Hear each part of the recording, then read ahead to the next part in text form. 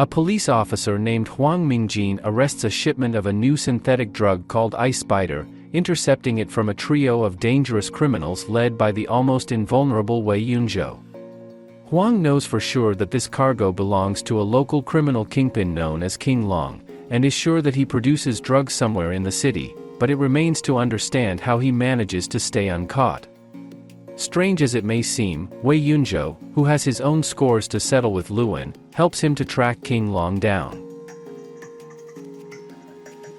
The year 2024 in Chinese online cinema began with a series of powerful action movies that were part of a unified concept to bring back the trend of hand-to-hand action. Now, in the middle of the year, it is still too early to draw conclusions about how much it has justified itself and whether it is possible to suspend the gradual decline in viewers' interest in online cinema, but a study of the list of box office leaders of the year shows that people definitely like such movies, because more than half of the positions in the top 10 are occupied by action films and crime thrillers. Hunt the Wicked was doomed to an honorable place among the champions by birthright, because this film was directed by Huo Sui-Qiang, one of the rare directors of Chinese online cinema, whose name you are directly obliged to remember. He released 2 action films in 2023, The Comeback and King of Snipers, the latter of which came in second on the list of the year's highest-grossing online movies, and for good reason. Earlier in the decade, Huo made a name for himself with the fantasy action franchise Devil Guard and then directed the hit modern action films The Sniper and Blind War, each of which grossed several times the psychologically important 10 million yuan mark.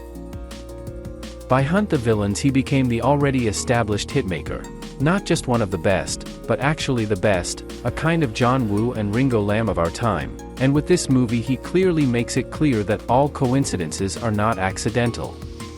By moving the setting to the fictional town of Wassili, Ho loosened the handcuffs of censorship on police work and, like Wu and Lam in their day, built the plot around 2 partners from different sides of the law.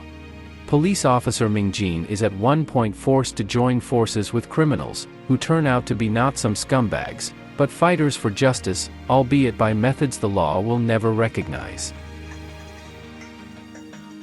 As usual with Huo Sui-Qiang, Hunt for Villains has a good plot, in which in a deadly battle converge several opposing sides, bright and memorable. In addition to the police and a trio of Wei Yunzhou's people, the cargo is targeted by the mysterious King Long, as well as several of his customers, quite serious people who are not used to waiting. Such a number of chess pieces on the board allows the authors to push them against each other quite often, while throwing sparks of excellent action. Action is one of Huo Sui-Qiang's greatest strengths as a director. He knows how to compensate for a low budget with cool camera work, inventive action choreography, and snappy editing.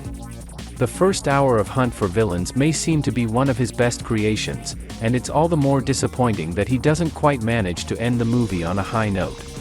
The problem is the lack of a truly powerful hand-to-hand duel in the climax, and a somewhat chewed-up epilogue, in which the director, perhaps due to censorship requirements, lingers on the justifications and explanations of his characters longer than needed. It's a shame, but even this less-than-perfect Huo Sui-Qiang will give many of his peers a head start. It's still definitely one of the best online action movies of the year.